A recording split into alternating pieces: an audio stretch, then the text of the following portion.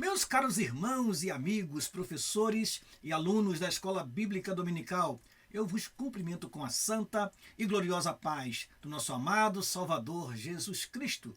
Eis-nos aqui para darmos continuidade ao estudo do quarto trimestre de 2024. Estamos estudando sobre as promessas de Deus. Confie e viva as bênçãos do Senhor, porque fiel é o que prometeu. Já estudamos 5 lições. E estas lições estão disponíveis para você no nosso canal. Já estudamos as promessas de Deus na primeira lição. Estudamos as promessas de Deus para Israel na segunda lição. Estudamos as promessas de Deus para a igreja na terceira lição. Na quarta lição, estudamos sobre promessa e obediência. Na quinta lição, estudamos sobre a promessa da salvação. E hoje falaremos sobre a cura divina. A lição de número 6, que estudaremos, portanto, é a promessa de cura divina. Eu quero agradecer a todos vocês que estão conosco nesse canal. Deixa aí o seu like, compartilhe esta aula com outros irmãos e irmãs e assim vamos prosseguir aqui, transmitindo para você o conteúdo da lição. Nesta oportunidade teremos algumas telas adicionais. São fragmentos de um estudo bíblico sobre a cura divina e eu vou trazer para você para acrescentar a esta lição. E assim você pode aproveitar esse conteúdo e transmitir aos seus alunos, levando um acréscimo para a aula do próximo domingo. Dia 10 de novembro é o dia que estaremos estudando a sexta lição do quarto trimestre de 2024. Antes de dar continuidade, nós precisamos orar ao nosso Deus, porque entendemos que tudo que fazemos no reino de Deus deve começar com oração ao nosso Deus. Oremos, pois. Pai, em nome de Jesus, teu Filho, te agradecemos a oportunidade que temos de, através deste canal, levar a teus filhos mais uma lição da Escola Bíblica Dominical. Que o teu Espírito nos oriente naquilo que iremos falar e que a tua palavra possa ser ouvida, guardada, praticada e ensinada com fidelidade. Assim oramos, em nome de Jesus, teu Filho. Amém e amém. Vamos então à nossa lição e sempre começamos com o nosso texto áureo. O nosso texto áureo se encontra no livro do profeta Isaías, no capítulo 53, versículo 4, o versículo que diz: verdadeiramente, ele tomou sobre si as nossas enfermidades e as nossas dores levou sobre si, e nós o reputamos por aflito, ferido de Deus e oprimido. Repetindo, verdadeiramente ele tomou sobre si as nossas enfermidades e as nossas dores levou sobre si, e nós o reputamos por aflito, ferido de Deus e oprimido. Isaías capítulo 53, versículo 4. Vamos então à nossa verdade prática. Diz assim a nossa verdade prática: Jesus é o médico dos médicos, e não há enfermidade que ele não possa curar. Repetindo, Jesus é o médico dos médicos, e não há enfermidade que ele não possa curar. Vamos então à leitura bíblica em classe. Se encontra no livro do profeta Isaías, no capítulo 53, versículo 1 a 5. Evangelho segundo escreveu Mateus, capítulo 8, versículo 14 a 17. E Epístola Universal de Tiago, capítulo 5, versículo 14 e 15. Vamos, pois, à leitura.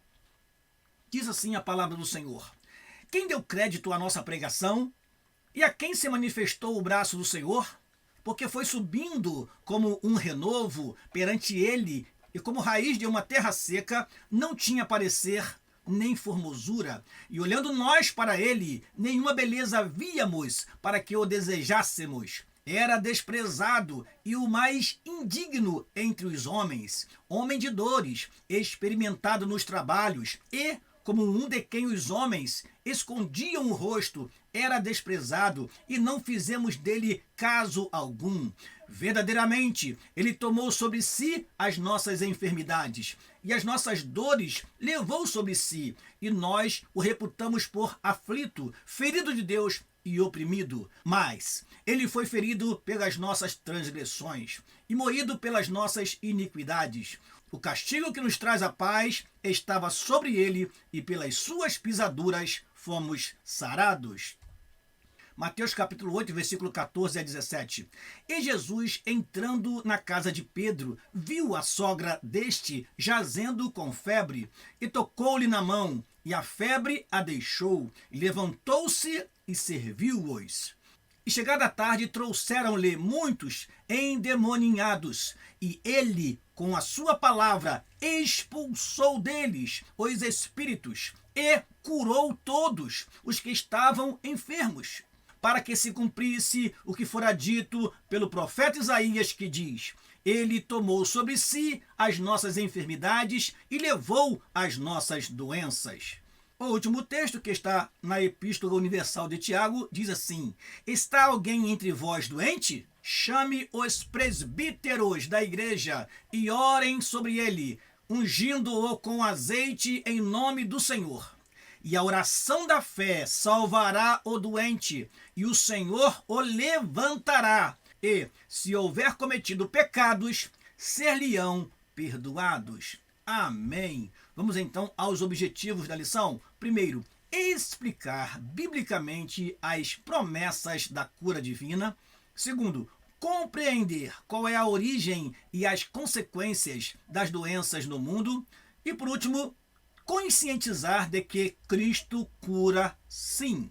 Portanto, os objetivos desta lição são explicar biblicamente as promessas da cura divina, compreender qual é a origem e as consequências das doenças no mundo e, por último, conscientizar de que Cristo cura sim. Vamos, portanto, à introdução e, neste momento, sempre lembramos a você que é bom ter uma canetinha aí bem próximo de você para você utilizá-la durante esta exposição.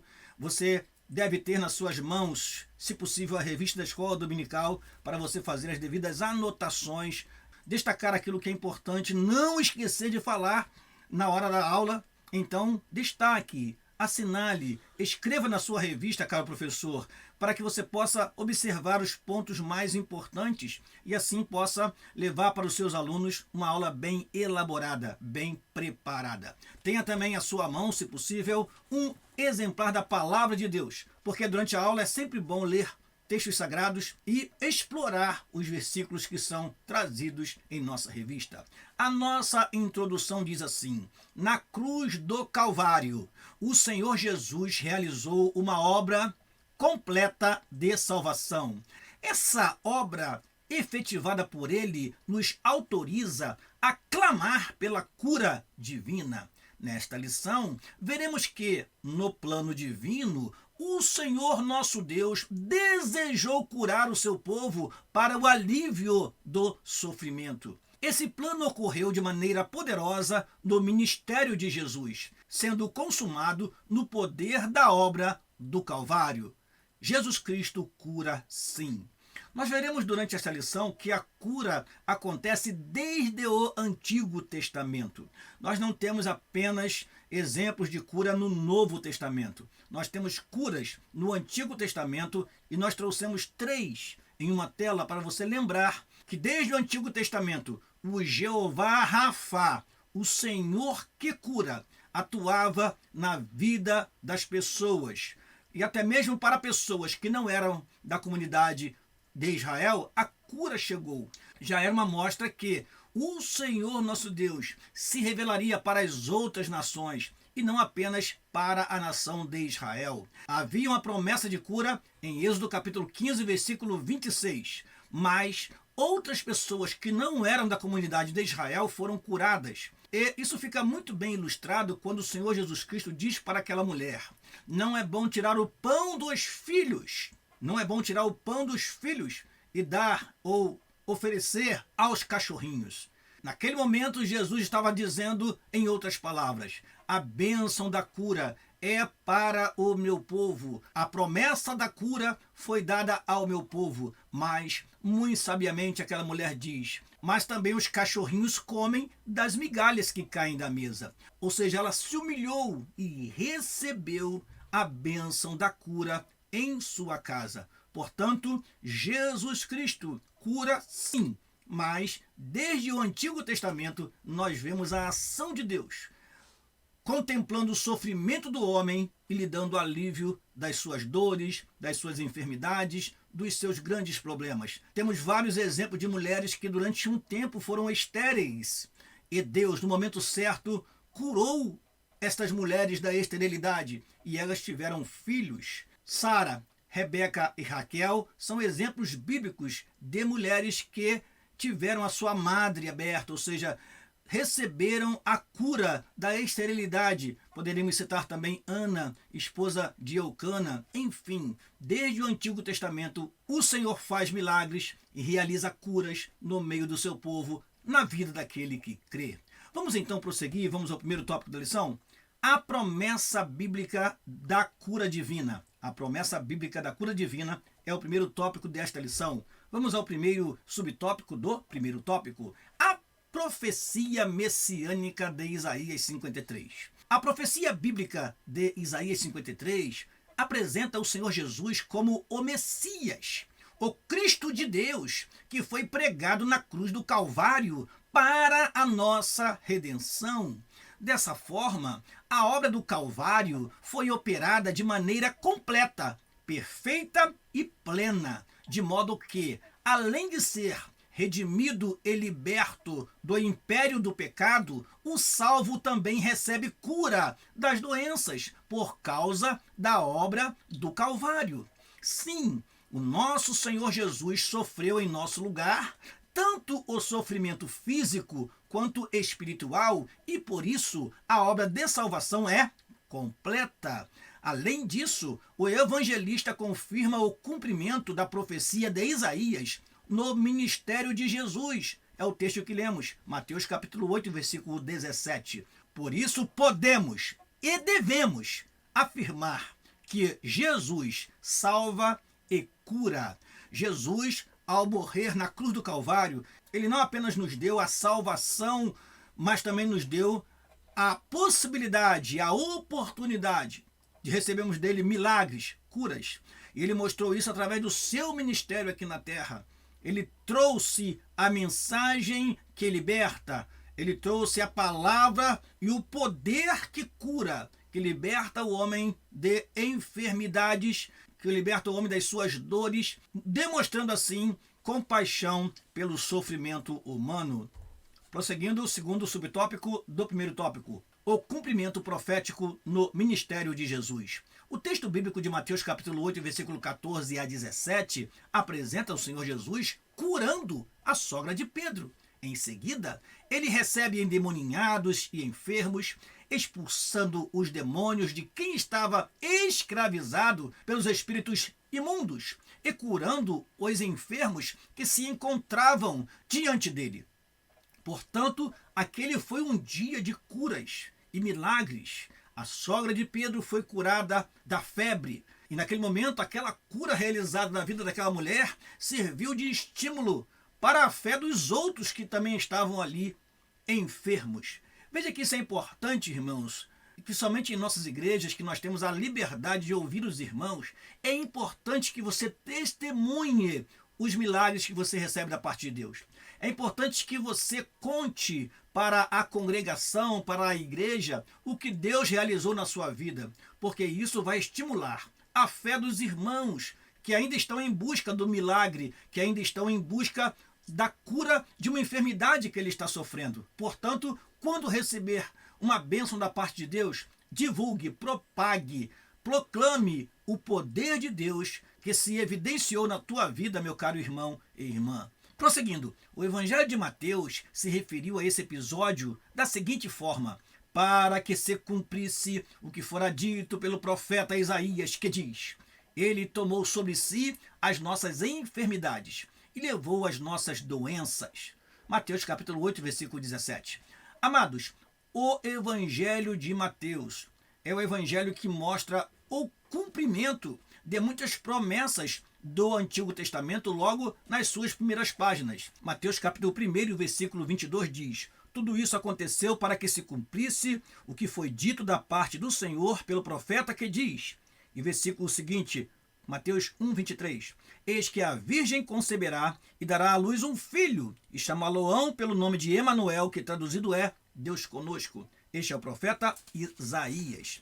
Desfolhando aí e chegando em Mateus no capítulo 2, versículo de número 5, você verá: e eles lhe disseram, em Belém de Judá, porque assim está escrito pelo profeta: e tu, Belém, terra de Judá, de modo nenhum és a menor entre as capitais de Judá, porque de ti sairá o guia que há de apacentar o meu povo de Israel. Essa profecia está em Miqueias, capítulo 5, versículo 2. Depois nós temos no versículo 15 do capítulo 2 o seguinte: e esteve lá até a morte de Herodes, para que se cumprisse o que foi dito da parte do Senhor pelo profeta que diz: do Egito chamei o meu filho. Esta profecia está em Oséias capítulo 11, versículo 1. Depois nós temos no versículo 17 e 18 uma profecia que está no livro do profeta Jeremias. Pulando para o capítulo 4, nós temos no capítulo 4, versículo 15 e 16, o seguinte: para que se cumprisse o que foi dito pelo profeta Isaías, que diz: a terra de Zebulon e a terra de Naftali, junto ao caminho do mar, além do Jordão, a Galiléia das nações. Versículo seguinte: o povo que estava assentado em trevas viu uma grande luz, e aos que estavam assentados na região e sombra da morte, a luz raiou. Aqui é citado Isaías capítulo 9. Portanto, o Evangelho segundo escreveu Mateus, ele está na Bíblia em um lugar estratégico. Ele é o primeiro livro do Novo Testamento. E ele faz uma ponte com os livros do Antigo Testamento, mostrando neste primeiro livro do Novo Testamento o cumprimento de promessas do Antigo Testamento. Isso faz da Bíblia um livro único. Os judeus não aceitam o Novo Testamento, mas nós reconhecemos que o Novo Testamento, ele consolida, ele confirma muitas profecias que estavam registradas no Antigo Testamento. Prosseguindo, esse relato mostra que o plano de salvação de Deus levava em conta também a cura divina dos enfermos. Terceiro subtópico do primeiro tópico: os ministros são chamados a orar e ungir os enfermos. Ao longo do Novo Testamento, os apóstolos e demais líderes e a igreja primitiva criam no poder curador do Senhor Jesus, de modo que o povo de Deus esperava receber a cura por meio da oração, acompanhada de unção com azeite por parte dos ministros da igreja e, se fosse o caso, também acompanhada de confissão de pecados. Assim, cabe como responsabilidade dos ministros de Deus ungir os enfermos com azeite e orar com fé por eles. Quantos testemunhos mostram que o Senhor Jesus ainda cura, pois se trata de uma obra consumada no Calvário. Veja, os irmãos, algo importante nesta parte da lição. Apenas os presbíteros estão autorizados pela palavra de Deus a utilizar o azeite para ungir enfermos. Nós vemos aí algumas igrejas se levantando e qualquer pessoa unge, a irmã que dirige o ciclo de oração unge, o diácono também unge. Não. A palavra de Deus deu aos presbíteros, aos ministros. E presbíteros se entende como anciãos, presbíteros se entende como os pastores, presbíteros se entende como a liderança da igreja. Estes receberam da palavra de Deus a autorização para ungir com azeite. E olha que interessante, irmãos, essa parte da lição termina com uma afirmação importantíssima. Quantas vezes nós ouvimos um irmão que foi lá na frente, na hora da oração, e diz: Pastor Daniel, quando o Senhor me ungiu, eu senti que eu fiquei curado. Eu saí da igreja melhor. Eu saí da igreja sem dor de cabeça. Eu saí da igreja sem dor nas minhas pernas. E às vezes o testemunho não é imediato. Muitas vezes a pessoa conta apenas depois, como já aconteceu várias vezes durante o nosso ministério. Portanto, precisamos crer na palavra do Senhor e crer que o Senhor continua sim realizando a obra de cura, porque isto foi consumado no Calvário. Assim, devemos usar a nossa fé e continuar orando. É claro que a cura não depende apenas de nós, depende da soberana vontade de Deus, porque Deus não nos fez curandeiros. É bom deixar isso bem claro nesta lição. Deus não nos fez curandeiros. Se fosse assim, estaríamos entrando nos hospitais e liberando todas as pessoas, colocando a mão, orando, dizendo: você está curado. E não haveria ninguém nos hospitais, porque estaríamos sempre nos hospitais orando e as pessoas indo embora para casa, curados, porque Deus teria levantado um grupo de curandeiros. Não. Nós vamos aprender que As enfermidades são curadas sim, mas segundo a soberana vontade de Deus, quando há realmente um propósito divino por detrás daquela cura, por detrás daquele milagre. Vamos prosseguir com esta aula e você verá isso posteriormente. Vamos então trazer uma tela adicional que eu acho importante colocarmos nesta lição. Printe e aproveite, meu caro professor, esta tela e leve para a sua classe. Quais são os propósitos da cura divina? Ora, por que Deus cura? Porque Ele resolveu curar. Irmãos amados, primeiro, porque Ele demonstra compaixão pelo sofrimento humano. Demonstrar compaixão pelo sofrimento humano é o primeiro propósito. João capítulo 11, versículo 35, é um dos menores versículos da Bíblia. Em algumas versões é até o menor. Diz assim este versículo: Jesus chorou.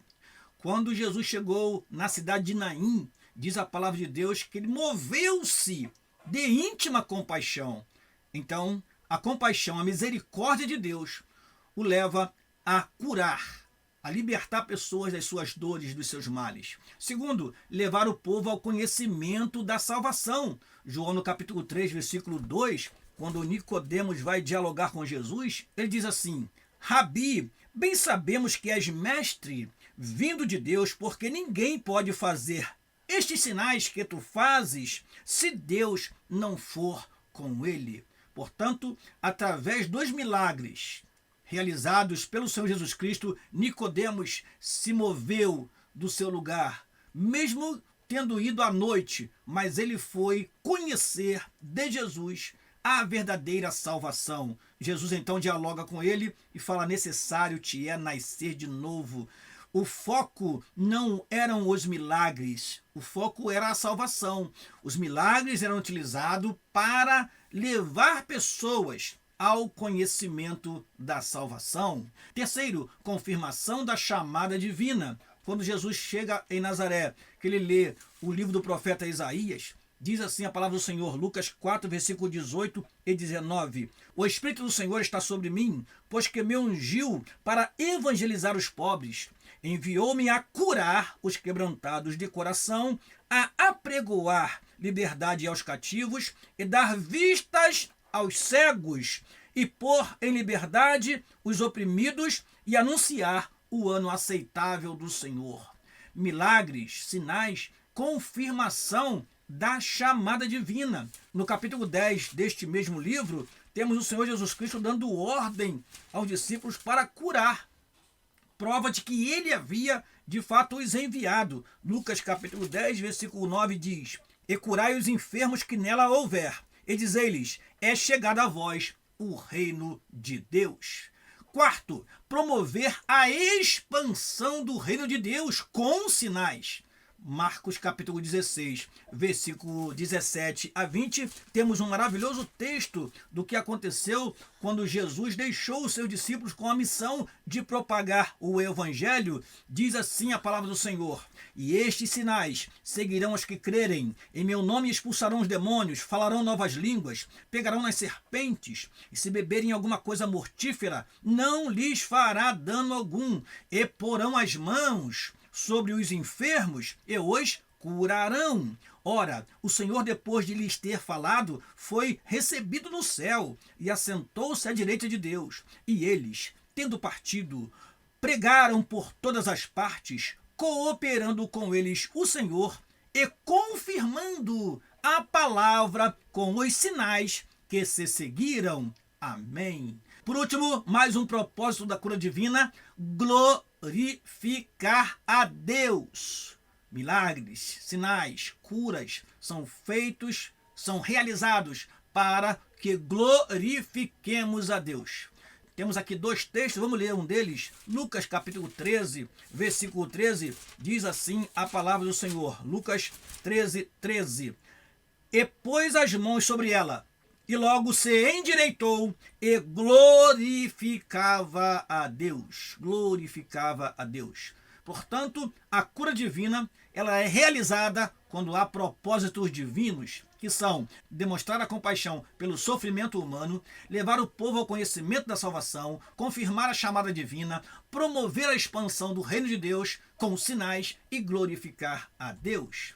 A sinopse da primeira parte da lição diz assim: a obra de Cristo no Calvário foi operada de maneira completa, perfeita e plena, de modo que, além de ser redimido e liberto do império do pecado, o salvo também recebe a promessa da cura divina. Vamos prosseguir.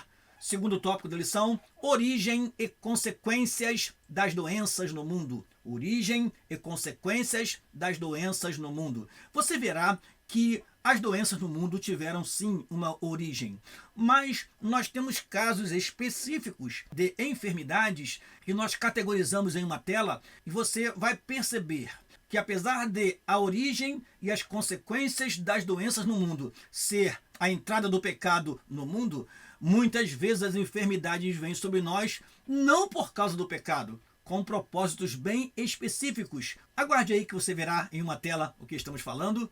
Dando prosseguimento, primeiro subtópico do segundo tópico: a origem das doenças no Éden. A origem das doenças e suas trágicas consequências remontam ao ato de desobediência dos nossos pais, conforme relatado em Gênesis capítulo 3. O pecado do ser humano fez com que as enfermidades surgissem, acompanhadas de dor, sofrimento e morte. Por isso, conforme apresentamos no primeiro tópico, a doutrina bíblica da cura divina tem como a base a obra do Calvário, pois, de acordo com a Bíblia, a verdadeira causa do advento das doenças é o pecado. Ora, nós precisamos ser resgatados do pecado.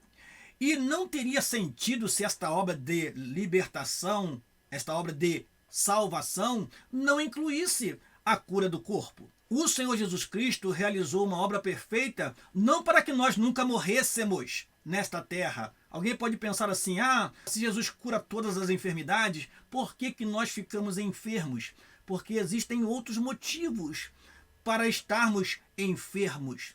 A nossa fragilidade, a fragilidade do nosso corpo, por exemplo, que muitas vezes já vem com deficiências ou adquirimos alguma enfermidade com o passar do tempo, isto é inerente à nossa natureza humana, que lá no Éden foi afetada pelo pecado e o pecado trouxe a dor, a enfermidade e a morte.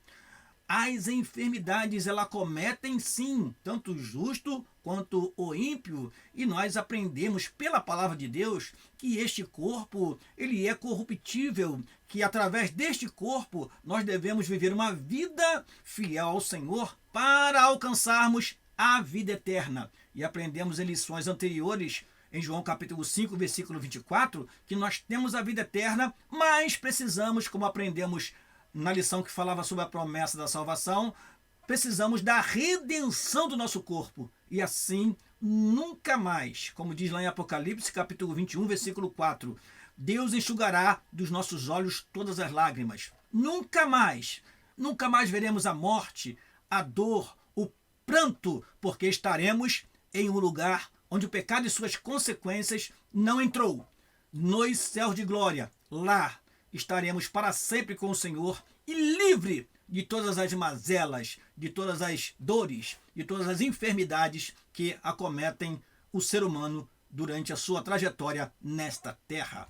Prosseguindo, segundo subtópico do segundo tópico: a consequência do advento da doença. O pecado corrompeu todas as áreas da natureza humana. Assim, uma das principais consequências do pecado, bem como do advento das doenças, foi a diminuição do tempo de vida do ser humano. A Bíblia revela que Adão viveu 930 anos, Sete, 912 anos, Enos, 905 anos. A idade de outros importantes personagens bíblicos foi, com o tempo, diminuindo.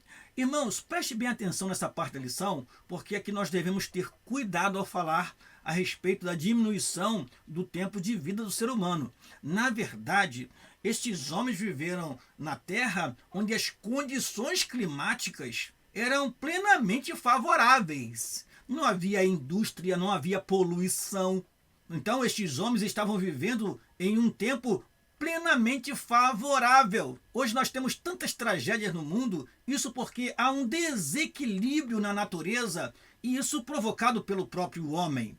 Então, havia longevidade, era algo maravilhoso, sim, mas temos que considerar também as condições de vida do ser humano na origem, lá em Gênesis, e as condições de vida hoje. Em nossos dias, vemos que até mesmo uma má educação alimentar pode fazer com que a pessoa adquira doenças e assim ter a sua vida também reduzida. Portanto, vamos ponderar esta parte da lição e falar com muito cuidado, até porque na tela seguinte diz assim: ao anunciar o dilúvio para Noé, Deus demarcou o limite da vida humana aos 120 anos. Eu coloquei uma interrogação para que o professor tenha cuidado ao falar isso em classe, porque há alunos estudiosos da Bíblia que podem dizer: professor, mas Abraão viveu 175 anos, Isaac viveu 180 anos, Jacó viveu 147 anos. Todos estes homens viveram mais de 120 anos. Ora, Deus demarcou o limite da vida humana em 120 anos, significa que após os 120 anos, ou quando completasse 120 anos, aqueles que chegassem a esta idade logo morreriam? Haveria um limite e logo após esse limite ser alcançado, o homem perderia a sua vida, estivesse ele com que condição de vida tivesse? É preciso analisar esse texto de acordo com o contexto da passagem. Eu vou ler o que diz a nossa lição e depois terminaremos essa argumentação. Olha o que diz o nosso comentarista. O Salmo 90 afirma uma expectativa de vida mais curta. A duração da nossa vida é de 70 anos, e se alguns, pela sua robustez, chegam a 80, o melhor deles é canseira e enfado, pois passa rapidamente e nós voamos. O fato é que, com o pecado e o advento das doenças, o ser humano teve o tempo de sua vida diminuído. Isso não quer dizer que Deus demarcou um tempo para que o homem, chegando àquele tempo de vida, morresse. É preciso ter cuidado com esta afirmação, porque estamos falando de um texto que se refere ao tempo de Noé. É preciso analisar esta palavra dentro do contexto da passagem. E eu trouxe aqui um comentário da Bíblia MacArthur. A Bíblia MacArthur diz assim, quando fala sobre Gênesis capítulo 6, versículo 3. Há um comentário que diz assim: o Espírito Santo lutou para chamar seres humanos ao arrependimento e à justiça, especialmente como a Escritura observa, mediante a pregação de Enoque e de Noé. É bom ler o texto. Diz assim o texto, Gênesis capítulo 6, versículo 3. Então disse o Senhor: o meu espírito não agirá, em outras Bíblias, não contenderá, para sempre no homem, pois este é carnal, e os seus dias serão 120 anos. Continuando a observação da Bíblia MacArthur, diz assim: 120 indica a extensão do período de tempo até o dilúvio. Até o dilúvio, durante o qual foi dada oportunidade ao ser humano de responder à advertência de que o Espírito de Deus não continuaria paciente para sempre. Ou seja, é preciso ponderar. Será que o texto sagrado não se referia ao tempo até o dilúvio? Porque, vindo o dilúvio, aquela geração foi completamente exterminada e apenas Noé e a sua família foram salvos na arca que o Senhor ordenou que ele construísse e entrasse com sua família.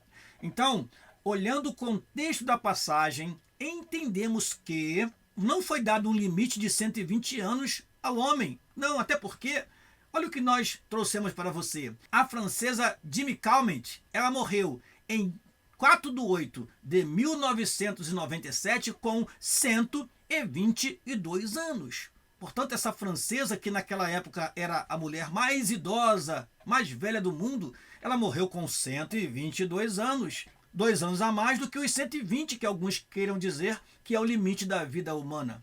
Enfim, deixo esse registro para você, para que você tenha cuidado, caro professor, quando citar isto em classe. O texto, segundo o contexto, se refere muito mais ao tempo até o dilúvio do que ao tempo limite de vida humana, conforme afirma o nosso comentarista. Prosseguindo, terceiro subtópico do segundo tópico, a proliferação de doenças. Ao longo da história humana, presenciamos a proliferação de diversas doenças.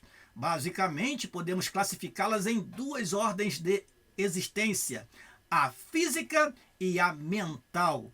É importante também trazer esta lição para os nossos dias. Nós passamos aí há poucos anos por um tempo de pandemia, algo completamente inusitado, algo que surpreendeu toda a humanidade. Naquele tempo, nós vimos como uma enfermidade pode se expandir de forma grandiosa em todo o mundo e levar milhares, milhões à morte. Portanto, há uma proliferação de doenças, que vão ainda se multiplicando e levando mais pessoas à morte. Infelizmente, isto tem acontecido nos nossos dias. De ordem física, temos várias doenças. Aqui o comentarista fala de algumas delas, cardíacas, diabetes, câncer, dentre outras que ceifam muitas vidas. De ordem mental, temos Alzheimer, e aí eu trouxe para você uma definição, para aqueles que ainda não sabem. É um transtorno neurodegenerativo que afeta a memória, o pensamento e o comportamento. Por isso, é classificada como uma doença mental. A depressão, que gera suicídio ou que leva as pessoas ao suicídio. Nem todos os que sofrem depressão são levados ao suicídio. Há algumas pessoas que convivem com a depressão e conseguem se equilibrar. Mas uma das grandes causas do suicídio é a depressão. Diversos outros transtornos e demências. Essas e outras doenças afetam muitos dos nossos irmãos em Cristo, pois os crentes não estão imunes a elas. É importante esta ponderação do nosso comentarista, porque todos nós, em um momento na vida, vamos passar por momentos de enfermidades. Então, confiamos na cura? Sim, mas sabemos que o nosso corpo, ele é corruptível. O nosso corpo é um corpo mortal por causa do pecado. E as enfermidades, muitas vezes, nos surpreendem. E muitos são levados à morte em idade prematura, quando adolescente, jovem, idoso, por causa de uma doença ou de uma enfermidade. Isto é um fato, meu amado irmão e irmã. Agora, por causa disso, vamos deixar de orar? Não. Porque não conhecendo de fato a vontade soberana de Deus, nós precisamos orar até o último minuto da nossa vida, porque sabemos que enquanto há vida, há esperança, sabemos que Deus é aquele que pode tirar pessoas do coma, Deus é aquele que pode tirar pessoas das situações mais embaraçosas, das situações mais difíceis, de momentos de dor e aflição, e trazê-lo de volta. Ele é Deus do milagre, Ele é o Deus que cura. Portanto, a nossa posição, a nossa postura é de interceder e clamar por aquele que está sofrendo. Infelizmente, muitos incautos são ludibriados com falsas promessas de curas e por isso não procuram ajuda médica. E o que poderia ser tratado acaba se agravando. É importante pontuar que a palavra de Deus ensina que o nosso corpo, ainda não foi plenamente redimido. É o que estamos falando desde o início da lição aqui. O nosso corpo, ele precisa da redenção. Ele precisa ser glorificado. Isso só vai acontecer quando o Senhor Jesus Cristo descer dos céus e arrebatar a sua igreja para estar para sempre com Ele. Por isso, não é incompatível orar por cura e também, ao mesmo tempo, buscar auxílio de médicos. Isso nada tem a ver com falta de fé, mas com o zelo de quem é o templo do Espírito Santo. Eu estava lendo um livro, não vou citá-lo, que em um determinado momento ele diz que se você orar e falar, eu te peço segundo a sua vontade, você não está orando correto, você está mostrando falta de fé. Não, irmãos, nós precisamos entender que a vontade de Deus, ela é boa, ela é perfeita e ela é agradável. Então não devemos na oração impor a nossa vontade a Deus, como se nós tivéssemos autonomia para dizer o que Deus pode fazer ou não pode fazer conosco. Ele é Deus e nós somos servos, não o contrário. Então, orar ao Senhor, jejuar, pedir a Deus, sim, claro, podemos fazer isto, mas Deus realiza milagres, curas, segundo a sua soberana vontade. Eu trouxe essa tela para que você possa refletir, meu amado irmão. Por que ficamos enfermos? Por que ficamos enfermos?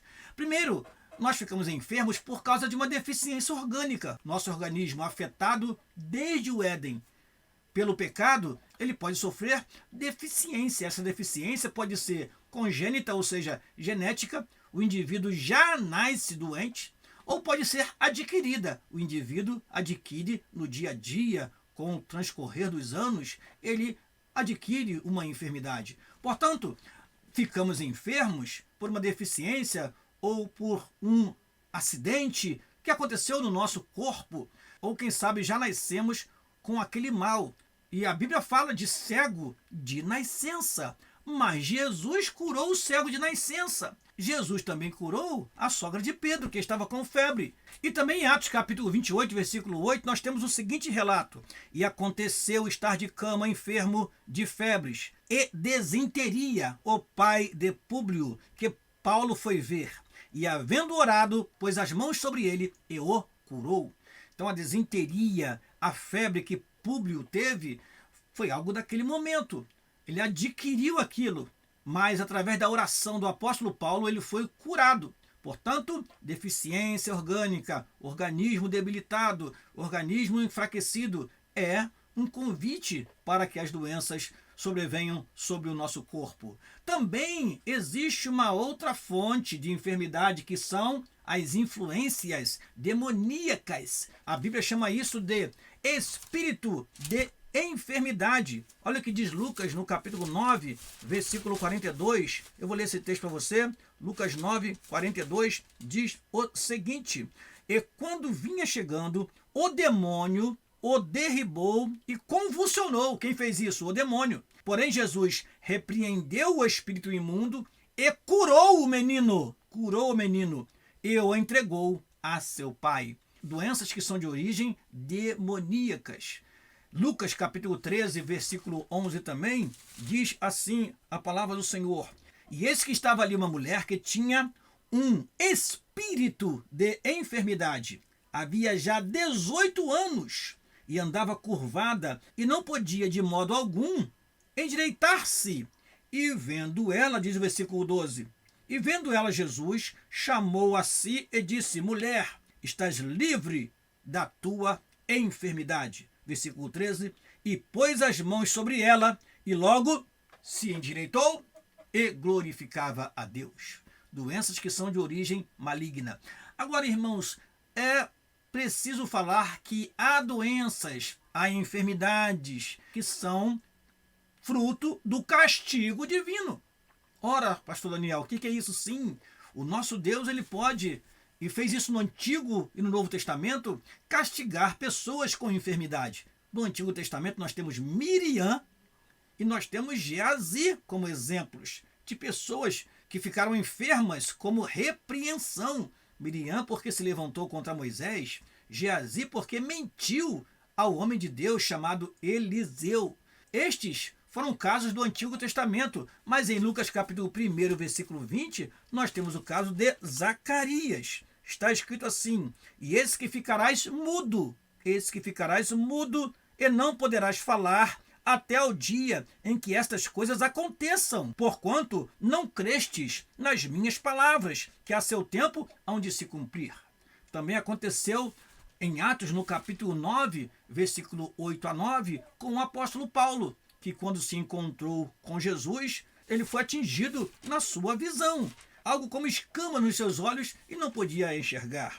Atos capítulo 9, versículo 8 e 9 diz: e Saulo levantou-se da terra e, abrindo os olhos, não via a ninguém. E, guiando-o pela mão, o conduziram a Damasco. E esteve 3 dias sem ver, e não comeu nem bebeu. Agora, veja que interessante, meus amados irmãos. Quando a doença ou a enfermidade é oriunda de um castigo divino, somente Deus pode livrar esta pessoa deste castigo. É a mão de Deus sobre essa pessoa. e no momento certo ele retira, como aconteceu no caso de Saulo. Ele ficou sem ver 3 dias, mas quando Ananias chegou na casa dele, aquele castigo divino se retirou e ele prosseguiu a sua vida.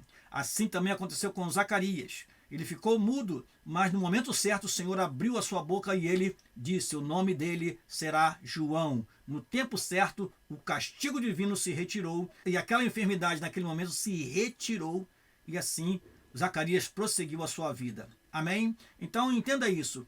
Podemos ficar enfermos por deficiência do organismo, podemos ficar enfermos por influência demoníaca e Deus também tem pleno domínio e poder para infligir castigos e assim nós ficarmos enfermos, como aconteceu com Miriam, com Geazi, com Zacarias e com Saulo de Tarso.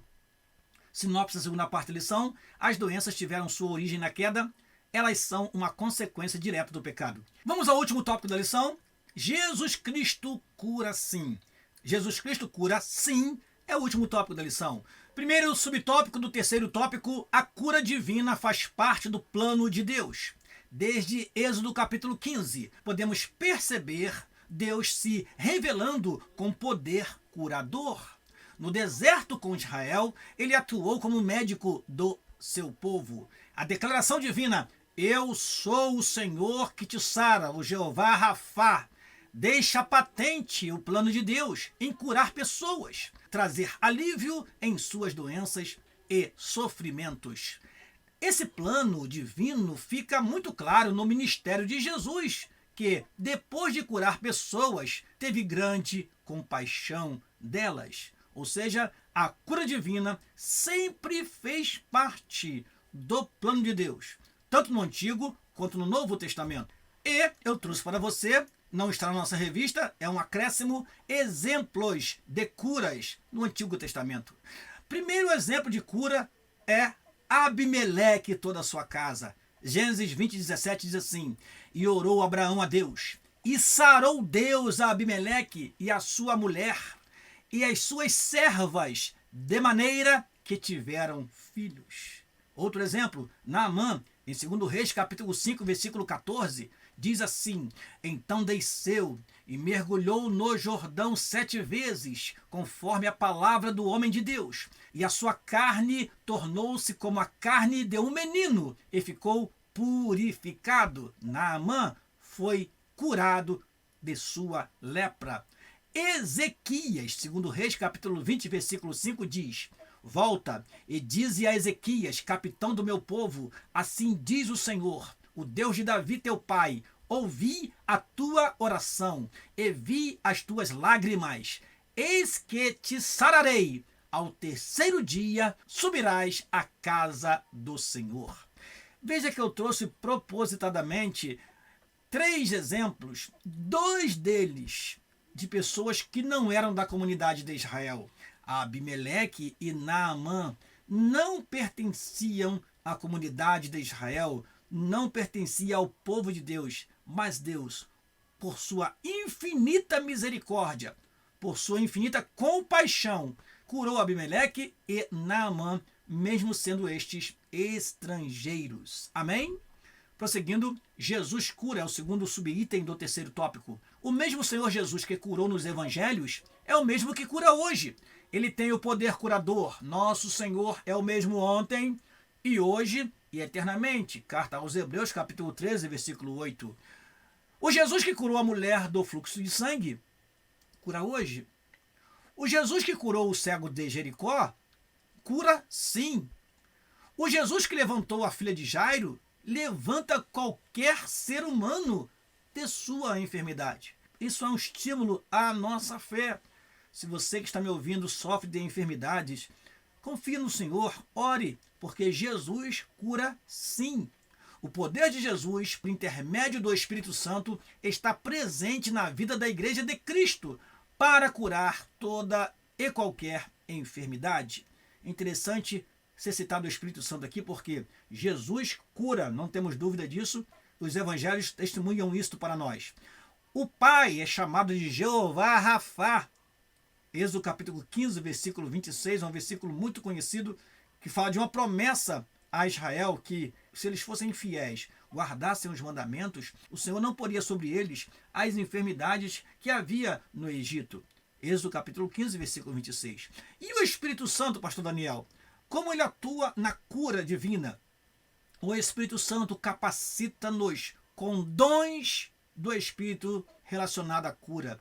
Operação de maravilhas, dons de curar e dom da fé são os dons de poder que estão em 1 Coríntios, capítulo 12. Então, o Espírito Santo, através do dom da fé, do dom de operação de maravilhas e dos dons de curar, ele realiza a cura na vida daquele que crê, segundo a soberana vontade de Deus. Terceiro subtópico do terceiro tópico. O que podemos fazer para receber a cura? Há alguns princípios bíblicos que devem acompanhar a vida de quem deseja experimentar a cura divina. Na palavra de Deus, vemos que é preciso crer, fé, crer que Jesus pode curar. É preciso confiar no poder de Jesus. Também aprendemos na Bíblia que devemos pedir aos líderes da igreja local que orem por nós, ungindo-nos com o azeite. Não deixemos de perseverar na fé e em oração, pois nem sempre o nosso tempo é o tempo de Deus. Finalmente, não deixe de procurar auxílio médico, quer para tratamento, quer para confirmar a cura divina recebida, pois quer usando e abençoando os médicos, quer curando de maneira sobrenatural, Cristo cura sim. Nós temos muitos testemunhos de pessoas que, ao ser tratado por um médico, os médicos muitas vezes se confundem no seu diagnóstico, mas eles dão testemunho de que muitas vezes não tinha nada a fazer. E no momento em que estão operando ou atuando como médicos, eles são orientados de forma sobrenatural. Deus deu, em primeiro lugar, condição ao homem para, através da sua inteligência e das pesquisas, realizar cirurgias, operações, preparar remédios, medicamentos que nos auxiliam no tratamento e até mesmo na cura de algumas enfermidades. Ou, de forma sobrenatural, Deus pode também nos curar. Agora, se temos os recursos ao nosso dispor, não podemos desperdiçar os recursos. Eu estou com dor de cabeça, mas não vou tomar remédio não, que Jesus vai me curar. Meu irmão, não faça isso. Se Deus deu inteligência ao homem para preparar medicamentos, use-os, porque isso trará para você benefício. Amém? Vamos então para esta parte que é mais um acréscimo de que depende a cura. Talvez você esteja perguntando, mas eu não sou curado? E por que não sou curado? Eu devo dizer a você que a cura depende de algumas coisas. Primeiro, depende da obediência, segundo Êxodo capítulo 15, versículo 26. Segundo, depende do coração quebrantado, conforme diz Salmo 51, 17. Um coração quebrantado e contrito, o Senhor não despreza. Terceiro, a cura depende da vontade de Deus. Não se esqueça disso. Mateus, no capítulo 8, versículo 2 e 3, diz assim a palavra do Senhor. Mateus capítulo 8, versículo 2 e 3. E eis que veio um leproso e o adorou, dizendo, Senhor, se quiseres, podes tornar-me limpo. Jesus, estendendo a mão, tocou-o, dizendo, quero ser limpo. E logo ficou purificado da lepra. Então dependemos da vontade de Deus. Quarto, a cura depende da fé do orador. Quinto, a cura depende da fé do enfermo. Sexto e último, a cura depende de insistência no pedir. A Bíblia diz, pedi, pedi, e dar-se-vos-á. Buscai e achareis. Batei e abri-se-vos-á. Precisamos aprender com aquela mulher que importunou um juiz até que fosse atendida. E este é um exemplo claro de que nós devemos perseverar na oração. Em Lucas capítulo 18, versículo 1 ao versículo 8, nós temos o relato desta mulher. Diz assim, e contou-lhes também uma parábola sobre o dever de orar sempre e nunca desfalecer, Havia numa cidade um certo juiz que nem a Deus temia nem respeitava o homem. Havia também naquela mesma cidade uma certa viúva, e ia ter com ele, dizendo: faze-me justiça contra o meu adversário. E por algum tempo não quis, mas depois disse: ainda que não temo a Deus, nem respeito os homens, todavia, como esta viúva me molesta, hei de fazer-lhe justiça, para que, enfim, não volte e me importune muito. E disse o Senhor: ouvi o que diz o injusto juiz, e Deus não fará justiça aos seus escolhidos que clamam a ele de dia e de noite, ainda que tardio para com eles? Digo-vos que depressa lhes fará justiça. Quando, porém, vier o Filho do Homem, porventura achará fé na terra? Portanto, precisamos orar e insistir para recebermos as bênçãos do Senhor. Você deve se lembrar que na Bíblia houve pessoas que ficaram 18 anos enfermos. Houve pessoas que ficaram 12 anos enfermos. Houve um que ficou 38 anos enfermo. Mas no momento que o Senhor decidiu curar, curou. Então, veja que é importante a insistência, porque nós não sabemos o tempo de Deus. Continue pedindo, meu irmão. Quem sabe, muito em breve, chega a tua cura, a tua vitória. Amém? Vamos então para a sinopse da última parte da lição. A cura divina faz parte do plano redentor de Deus. O Senhor Jesus ainda cura. Vamos então para a nossa conclusão. Nesta lição estudamos que a obra de Cristo no Calvário nos garante a salvação e a cura divina. Pelo nome de Jesus, podemos orar uns pelos outros para que haja a experiência da cura divina. O nosso Senhor não mudou. Ele continua o mesmo. Por isso, devemos nos dirigir a Ele com humildade e fé perseverante, confiando que Ele é poderoso para sarar as enfermidades do seu povo. Jesus Cristo cura, sim. Eu termino essa lição convidando você para a próxima lição, a 7ª lição do 4º trimestre de 2024, que tem como título A Promessa de um Coração Novo. E eu te aguardo aqui na próxima semana, meu caro professor e aluno da Escola Bíblica Dominical. Não se esqueça, compartilhe esta aula e deixe o seu like para que nós possamos alcançar outros irmãos e irmãs com este tão importante assunto, com esta tão importante lição.